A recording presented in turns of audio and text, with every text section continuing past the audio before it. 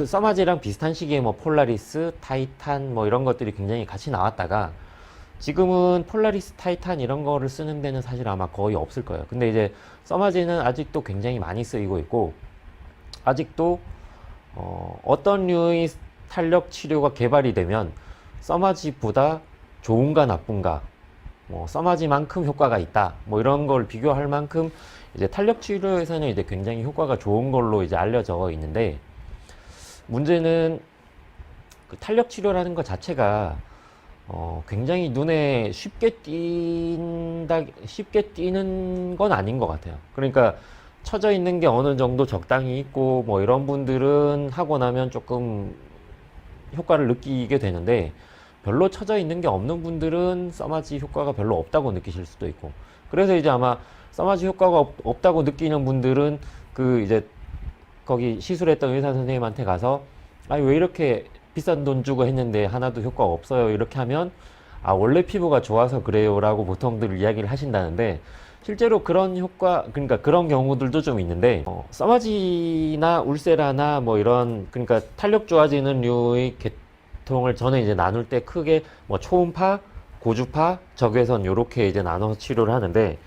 각각의 치료법들을 적용을 하는 피부 타입이 조금 달라요. 울세라나 뭐 지금 유행하는 슈링크, 더블로, 뭐 울트라 슬림, 울트라 포머 이런 류의 초음파 장비들은 주로 이제 조금 살이 많고 지방을 녹이면 좋을 것 같은 분들의 피부에, 그러니까 피부 두껍고 이런 분들한테 효과가 좋다라고 제가 말씀드렸는데, 피부가 얇은 분들은 그런 류의 치료를 하면 되게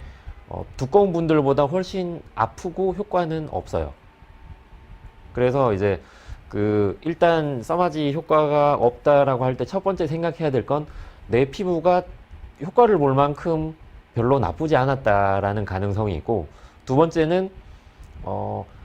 내가 받은 치료가 그럼 혹시 써마지가 아니라 내 목적에 맞는 건 다른 걸 했어야 되는 게 아닌가. 세 번째는 이제 시술의 문제인데,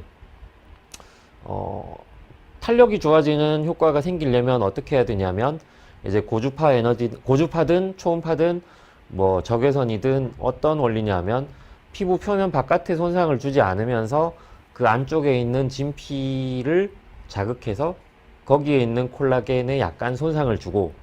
그럼 손상 줬던 콜라겐들이 못 쓰는 콜라겐이니까 없어지면서 다시 새로운 콜라겐이 만들어지는데, 그때 원래 있던 콜라겐보다 조금 더 많은 양이 만들어져서 피부가 두꺼워지고 탄력이 생기는 이런 원리이거든요. 근데 이제 그러려면 효과가 있을 만큼의 진피 손상을 줘야 되는데, 900샷을 쏘더라도 어떤 순서로,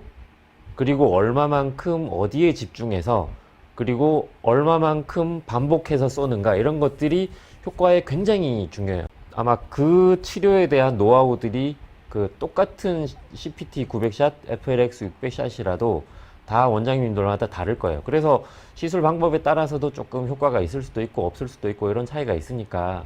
그러니까 요약하면 환자의 선택, 그리고 뭐 치료 방법이 과연 맞는가, 그리고